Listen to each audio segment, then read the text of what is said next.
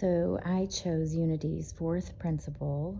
Through prayer and meditation, we align our heart and mind with God, and we use denials and affirmations as tools.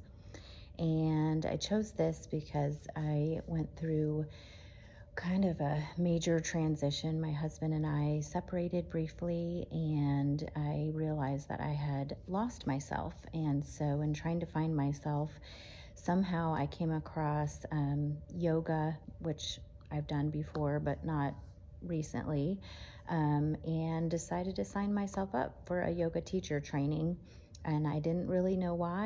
I wasn't planning to be a yoga teacher. I'm still taking the class. At the same time, I decided that I might want to pursue being a licensed Unity teacher, and missed that semester of classes. So I just now am enrolled in some classes. But what I found is that yoga has a much deeper meaning than just the movement of the class. It means union, and we are learning about the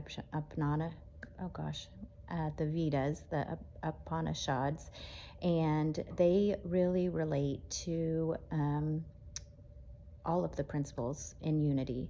But the fourth principle really stuck out to me because I have really been exploring meditation and trying to get in touch with the divine inside and letting God share his wisdom, universal wisdom with me and guide me on this journey.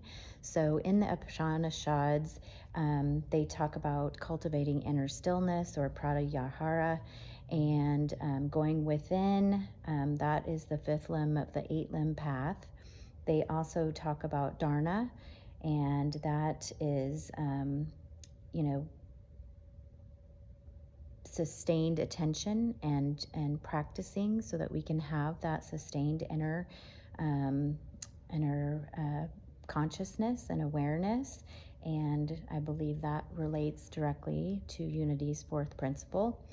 Also, dhyana is kind of the next step, allowing effortless presence. And so I think after we practice a lot, we get to a point where we can go into meditation, and this presence just arrives naturally, and flows uninterrupted. So, and then also the yamas and niyamas are things to do and not to do, and they teach us kind of how to live on a spiritual path, and they start to arise organically, I think, when we are meditating on a regular basis, and they come naturally to us, and they're not things that we have to struggle for. They make sense to us, and we want to do them because they make us feel more in line with the divine.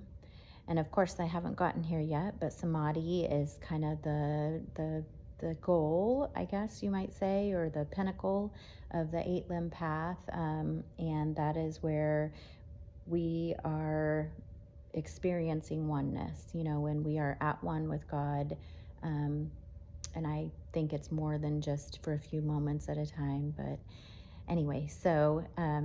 And in researching this, I found there are many traditions across centuries and thousands and thousands of years that come to the same conclusion, that God is within.